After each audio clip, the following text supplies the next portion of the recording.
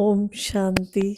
Good morning. हमारी life बहुत ही सुखी होनी चाहिए, ये सब चाहते हैं, लेकिन सुखी कैसे रहे ये हम नहीं जानते हैं। जीवन हमारी सुखी कब रह सकती है जब हम एक दो बातों का ध्यान रखते हैं। एक तो किसी को ना देखो।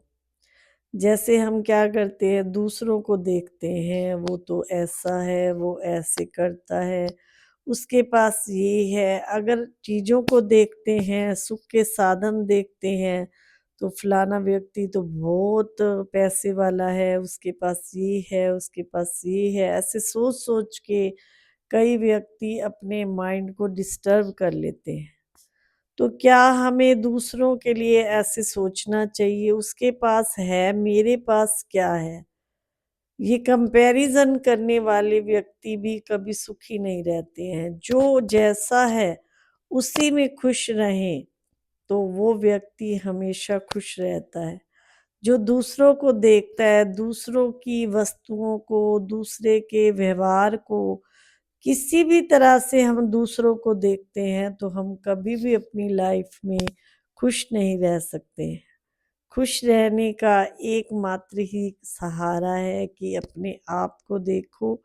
कभी भी ना स्थूल चीज़ों का कंपैरिजन करो, ना जितना जितना हम अपने आप को देखेंगे, अपनी कंडीशन को देखेंगे। मैंने देखा है आजकल जो युवा पीढ़ी है, अगर गरीब बच्चा है तो वो भी यूं सोचेगा कि वो फलाना व्यक्ति ऐसा है, उसके पास ये है तो मेरे पास भी होना चाहिए।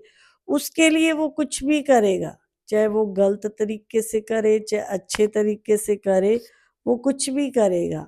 लेकिन आप देखते होंगे पहले जमाने में भी लोगों के पास पहनने को कपड़े भी नहीं होते थे, दो ही सूट होते थे, तो भी बच्चे कैसे सारे मिलजुल के खेलना कूदना सब होता था। आज बच्चों में भी देखा गया है कि दिखावा बहुत ज्यादा आ गया है। छोटा सा बच्चा होगा, बोलेगा मैं साइकिल पे क्यों जाऊं, मेरे पास क्या होनी चाहिए, स्कूटी होनी चाहिए। मैंने बहुत बच्चों को देखा है। तो ऐसे बच्चों के अंदर ऐसी भावनाएं कहाँ से आती हैं? कभी आपने सोचा कि हमारे माँ बाप को ये भी नहीं पता होता कि मेरे बच्चा किस ओर जा रहा है, किस भावनाओं में जा रहा है। तो माँ बाप के पास फुर्सत ही नहीं है बच्चों को टाइम देने के लिए। तो माता पिता का फर्ज बनता है कि अपने बच्चों के साथ आजकल के टाइम में दोस्त बन करके रहें। अगर हम दोस्त बन करके अपने बच्चों के साथ रहते हैं तो वो छोटी से छोटी बात हमारे साथ आकर शेयर करेंगे।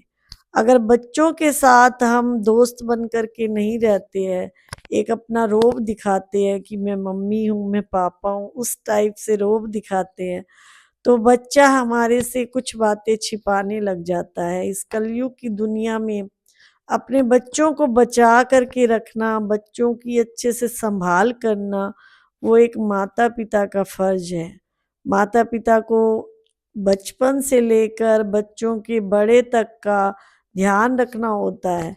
कई माँ बाप क्या करते हैं, बच्चा बिगड़ गया तो सोचते हैं मरे भले हमारे लिए चाहे कुछ करे, लेकिन उसका जिम्मेवार कौन है? हाँ, मैंने ये भी कई बार देखा है कि माँ बाप के संस्कार बहुत अच्छे होते हैं, लेकिन बच्चा फिर भी बिगड़ गया। तो अगर हमारे संस्कार अच्छे हैं और हम पॉजिटिव वाइब्रेशन फैलाते हैं, तो मैंने अपनी लाइफ में देखा है कि बहुत सी आत्माएं चेंज हो जाती हैं। अगर आपके घर में कोई गलत संगत में पड़ गया, गलत आदतों में पड़ गया, उसको सुधारने के लिए आप एक ही समय पर बैठे मेडिटेशन करें और उस आत्मा को शुभ वाइब्रेशन दें कि हे मीठे बाबा, ये आपका बच्चा है और इसके अंदर जैसे शिव बाबा की शक्तियाँ जा रही हैं और वो जो बुरे चाल चलन है वो खत्म होते जा रहे हैं। एक ऐसे महसूस करें कि जैसे शिव बाबा की लाइट आ रही है और उस आत्मा में जैसे जा रही है। ये महसूस करना भी जैसे उसके पास वो शक्ति परमात्मा की जाती जाएगी और वो आत्मा देखना, आप 21 दिन बैठ करके भी ये करेंगे तो आप देखेंगे कि उसमें थोड़ा-थोड़ा चेंज ज़रूर आएगा। लेकिन ये है कि हम अपने लिए या अपने बच्चों के लिए टाइम ही नहीं निकालते, अपनी फैमिली के लिए टाइम ही नहीं निकालते हैं। क्या कहते हैं? हमारे पास टाइम ही नहीं है। और बातों के लिए 1 घंटा टाइम है, लेकिन किसी आत्मा को आजकल के टाइम में कुछ भी कहने की ज़रूरत नहीं है। आप मनसा सेवा करें तो मनसा सेवा का कमाल आप देखेंगे कि वो आत्मा बहुत जल्दी चेंज हो जाएगी। कैसी से कैसी आत्मा को भी आप चेंज कर सकते हैं। अब सूर्य को हम कहते थोड़ी हैं कि मुझे रोशनी दो। सूर्य में क्या है? अपने आप ही प्रकाश है। उसका प्रकाश आते ही हमें तपश सी फील होने लगती है। ऐसे परमपिता परमात्मा सूर्य के समान है, उससे शक्ति लें और उस आत्मा पे छोड़े तो आप कहेंगे कि कमाल ही हो गया। सिर्फ करना क्या है? बस यही कि शिव बाबा की लाइट की किरणें आ रही हैं और उस आत्मा पे जा रही हैं। उसकी जो बुराइयाँ हैं वो ख़त्म होती जा रही हैं, अच्छाइयाँ उस आत्मा में आ रही हैं। एक ही जैसे इस लय में अपने मन को व्यर्थ से हटा करके अपने मन को ऐसे लाइट का अनुभव करके कि मैं आत्मा ज्योति स्वरूप आत्मा, शिव परम पिता परमात्मा भी ज्योति स्वरूप आत्मा, और उस वो जो आत्मा है वो भी ज्योति स्वरूप है। ये कार्य कौन प्ले कर रहा है? आत्मा ही तो कर रही है इस शरीर के द्वारा। शरीर के द्वारा ही हम कर्म करते हैं, लेकिन अच्छा हमारे मन के अंदर दोनों बैठे हैं। राम भी बैठा है, रावण भी बैठा है। राम कहेगा कि ये अच्छा कर्म है और रावण क्या करेगा? हमें बुरे रास्ते पे ले जाएगा। इसलिए हमें सुननी किसकी है? मन के अंदर बैठे राम की सुननी है। सारा दिन जबकि हम किसकी सुनते हैं? रावण की सुनते हैं। तो अपने मन को इतना मजबूत बना लें, इतना मजबूत बना लें कि हम दूसरों को शक्ति दे सकें। ऐसा समय चल रहा है कि हम दूसरों को शक्ति प्रदान करने वाले बन जाएं। और माता-पिता भी अपने बच्चों में इस आकाश फैलाएं। अगर बच्चे सही नहीं हैं या कोई भी घर का कोई भी सदस्य आपका सही नहीं है, तो आप अच्छे वाइब्रेशन के द्वारा उन आत्माओं को सकाश दे करके, अभी जो समय चल रहा है परिवर्तन का समय चल रहा है। हर आत्मा को आप चेंज कर सकते हैं, लेकिन आप में वो शक्ति होनी चाहिए।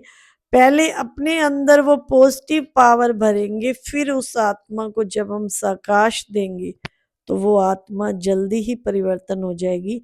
फिर आप कहोगे कि मैंने तो ये ऐसा सोचा भी नहीं था, ये कैसे हो गया? सिर्फ आपको 10-15 मिनट उस आत्मा के लिए निकालने हैं और उस आत्मा के नाम बैठ करके आपको वो 15 मिनट बस यही पाठ कहें या मंत्र कहें या जाप कहें कि शिव बाबा ज्योति स्वरूप हैं।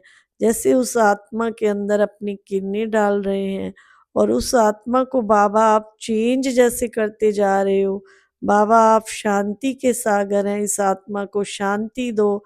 बाबा आप सद्गति दाता हैं, इस आत्मा को भी अच्छी सद्बुद्धि दो। तो ऐसी-ऐसी बातों का चिंतन करने से आप देखना, पर ये है एक ही समय पर बैठे। मान लो आपने 6 बजे का टाइम बनाया है तो 6 बजे ही रोज बैठना पड़ेगा 21 दिन, तो वो आत्मा ज़रूर से ज़रूर चेंज हो जाएगी। ओम शांति। जीवन बहुत ही सुखी और शांत हो जाएगी। ओम शांति, ओम शांति।